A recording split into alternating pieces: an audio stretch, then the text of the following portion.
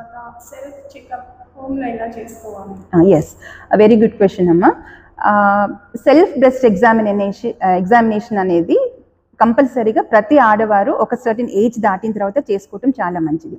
అది ఎలా అంటే మనం స్నానం చేసేటప్పుడు కానీ లేదా అద్దం ముందు నుంచున్నప్పుడు కానీ జస్ట్ మన బ్రెస్ట్ ఇందాక చెప్పిన 5 సింటమ్స్ ఉన్నాయి కదండి. బ్రెస్ట్ స్కిన్ ఏదైనా చేంజెస్ ఉన్నాయా, నిప్పులు ఏమైనా లోపలికి వెళ్ళింది, రిట్రాక్షన్ ఆఫ్ ద నిప్పులు ఉందా, లేదా బ్రెస్ట్ సైజ్ ఏమన్నా తేడా ఉందా అనేది చెక్ చేసుకోవాల్సి ఉంటుంది, ఫిజికల్ ఎగ్జామినేషన్.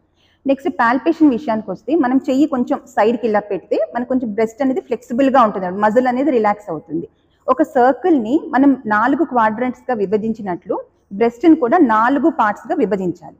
విభజించిన తర్వాత ఈచ్ 1/4 పార్ట్ని పామ్, ఈ చేతి యొక్క 3 వేళ్లతో మనం ప్రతి 4th క్వాడ్రంట్ని అప్ అండ్ డౌన్ సైడ్కి రొటేటరీ మూమెంట్స్తో మనం పాల్పేట్ చేసుకుంటే ప్రతి భాగాన్ని పాల్పేట్ చేస్తామంటే మనకి ఏమైనా చిన్న లంప్స్ ఉంటే కనుక అది మనం గమనించే అవకాశం ఉంటుంది.